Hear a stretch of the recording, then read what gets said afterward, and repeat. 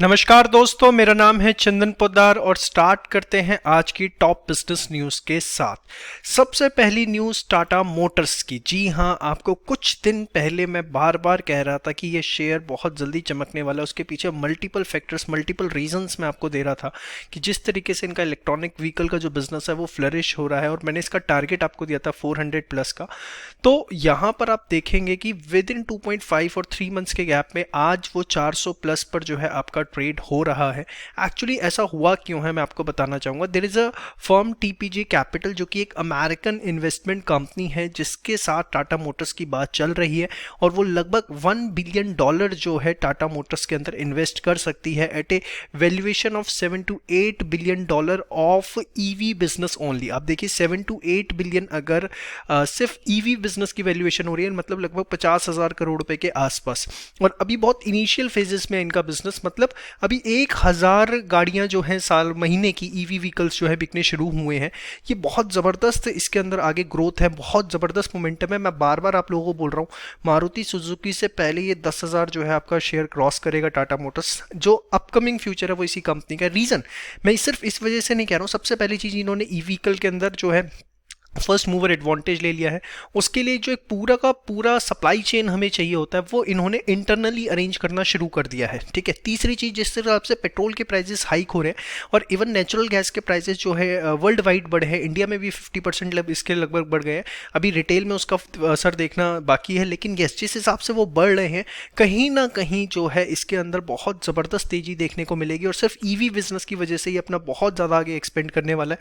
अगर मैं बात करूँ सितंबर सेल्स की भी, तो सिर्फ टाटा मोटर्स एक ऐसी कंपनी थी जिसने पॉजिटिव ग्रोथ रजिस्टर की, बाकी सब ने जो है नेगेटिव ग्रोथ जो है रजिस्टर्ड करी है। तो ओवरऑल इस कंपनी का फ्यूचर बहुत ब्राइट है। अगर हम बात करें तो 1,000 यूनिट्स का जो इनका माइलस्टोन है ईवी व्हीकल्स को बेचने का, मंथली बेसिस पे लगातार वो दूसरे महीने सितंबर के अंदर क्रॉस हुआ है, और क्वार्टरली बेसिस पे उन्होंने 2704 यूनिट्स जो है वो बेची है।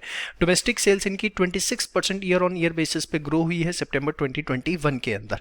तो ये बहुत ही ज़बरदस्त न्यूज़ टाटा मोटर्स के लिए। नेक्स्ट न्यूज़ आई Air India, again Tata group से रिलेटेड है। एयर इंडिया को जो है टाटा ग्रुप ने फाइनली 18,000 करोड़ रुपए की बिड में जो है विन कर लिया है, और ये मैं कहूँ एक तरह से टाटा ग्रुप के लिए बहुत बड़ी विन विन सिचुएशन है। अभी टाटा सन्स की पीछे जो है एजीएम हुई थी जिसमें उन्होंने 40,000 करोड़ रुपए का डेट रेज करने का प्रपोजल जो है जनरल मीटिंग में पास किया था, और उसके अंदर 40,000 करोड़ रुपए जो ये टाटा सन्स रेज करेगा उसमें एक कहीं ना कहीं मकसद था कि एयर इंडिया का टेक ओवर करने के लिए जो फंड्स चाहिए वो डेट के थ्रू जो है वो रेज करेंगे।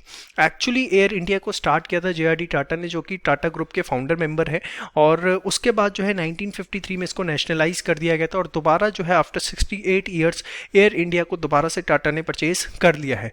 टाटा को जो है एयर इंडिया के साथ साथ उसकी जो एक सब्सिडरी है एयर इंडिया एक्सप्रेस, और 50% स्टेक मिलेगा उसकी ground handling that is AISATS के अंदर। इस पूरी की पूरी 18,000 करोड़ की डील में क्या होने वाला है, टाटा कंपनी जो है 2700 करोड़ रुपए का कैश पे करेगी, और लगभग 15,300 करोड़ रुपए का डेट जो एयर इंडिया के ऊपर है वो एयर इंडिया को, जो टाटा कंपनी है, उसको बियर करना है।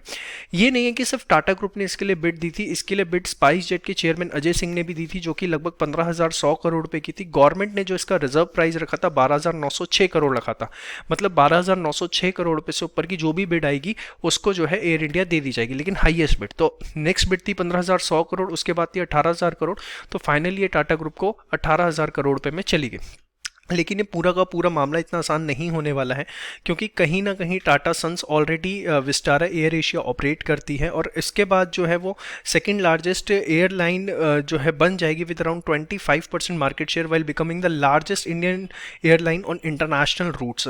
तो अभी बात ये चल रही है कि विस्टारा एयर एशिया और एयर इंडिया को किस तरीके से इन फ्यूचर मर्ज किया जाएगा, लेकिन अभी सोर्सेज का ये कहना है कि टाटा ग्रुप जो है लगभग $1 बिलियन की इन्वेस्टमेंट करेगा एयर इंडिया को अपग्रेड करने के लिए, और उसके बाद जो है फिर आगे की चीज़ें देखी जाएंगी कि किस तरीके से एयर एशिया और विस्टारा को जो है मर्ज करना है, और ऑल टुगेदर कैसे हमें बिजनेस चलाना है। तो अभी बस एक न्यूज़ ये है कि एयर इंडिया वापस आ गया, फ्यूचर क्या रहता है वो अभी हमें समय के साथ देखना चाहिए। इसके बाद next news I institute of chartered accountants of India से। ये क्या है? एक्चुअली एक न्यूज़ मार्केट के अंदर बहुत ज़्यादा वायरल हो रही है कि जितनी भी छोटी कंपनीज हैं उनका स्टैट्यूटरी ऑडिट जो है वो ख़त्म हो सकता है। अब स्टैट्यूटरी ऑडिट क्या होता है? देखिए, कोई भी कंपनी होती है, चाहे वो प्राइवेट कंपनी हो, पब्लिक कंपनी हो, कोई भी लेवल हो, कोई भी साइज़ हो, उसे सीए से जो है अपना कंपनीज एक्ट के हिसाब से जो है ऑडिट करवाना पड़ता है। अब यहाँ पर जो है मिनिस्ट्री ऑफ कॉर्पोरेट अफेयर्स की तरफ से एक बात चल रही है कि जितना भी छोटी कंपनीज हैं इनका स्टैट्यूटरी ऑडिट जो है ख़त्म कर दिया जाए, जिसको आईसीआई ने एकदम स्ट्रिक्टली नो बोला है कि जितनी भी एमएसएमई फर्म्स हैं उनका मैंडेटरी स्टैट्यूटरी ऑडिट जो है वो ख़त्म नहीं किया जाना चाहिए। और यहाँ पर मैं बताना चाहूँगा, आईसीआई का विवाद चल रहा है एनएफआरए के साथ। अब ये एनएफआरए क्या है? That is the national financial regulatory authority. ये कंपनीज एक्ट का एक सेक्शन है 132, उसके अंदर एनएफआरए को बनाया गया है, जो कि रिस्पॉन्सिबल है किस चीज़ के लिए? Accounting and auditing policies and standards. मतलब अकाउंट्स जो आप बनाते हैं या ऑडिट किया जाता है, that is verification of accounts जो किया जाता है, तो उसके लिए जो भी पॉलिसीज होनी चाहिए, जो भी स्टैंडर्ड्स होने चाहिए, रूल्स एंड रेगुलेशंस होने चाहिए, उसको रिकमेंड करने के लिए कि वो किस तरीके के होने चाहिए, वो एनएफआरए करता है। प्लस वो इन्वेस्टिगेशंस करता है, और अगर ऑडिटर्स ने किसी भी तरीके का डिफॉल्ट किया है तो उनके ऊपर पेनल्टी लगाना, उनको ऑडिट करने से अप टू 10 ईयर्स तक रोक देना, ये सब पावर एनएफआरए के पास है। तो अब एनएफआरए ने बोला है, रिकमेंड किया है कि जो स्टैट्यूटरी ऑडिट है स्मॉल कंपनीज का, ये बंद किया जाना चाहिए। और आईसीआई इसके एकदम स्ट्रिक्ट अगेंस्ट है। उन्होंने बोला है कि भैया नहीं, ये प्रिवेंटिव चेक है और इसको किसी भी तरीके से हम बंद नहीं करेंगे, और ये एनएफआरए की जुडिक्शन में नहीं आता है, तो वो इस पर कृपया शांत रहे। ऑब्वियसली आईसीआई इस चीज़ को कहीं से भी मानने नहीं वाला है, लॉबी बहुत स्ट्रांग है, किसी भी तरीके से स्टैट्यूटरी ऑडिट को खत्म नहीं होने देगी। Next, e commerce festival seasons को लेके जो है अलग ही डेटा निकल के आ रहा है। अभी फ्लिपकार्ट, अमेजॉन जैसे ई कॉमर्स प्लेटफॉर्म्स ने लगभग $2.7 बिलियन की फर्स्ट 4 डेज ऑफ जो 2 अक्टूबर से सेल शुरू हुई है उसके अंदर लगभग $2.7 बिलियन की सेल जनरेट कर दी है। ये कहना है एक मैनेजमेंट कंसल्टेंसी कंपनी का।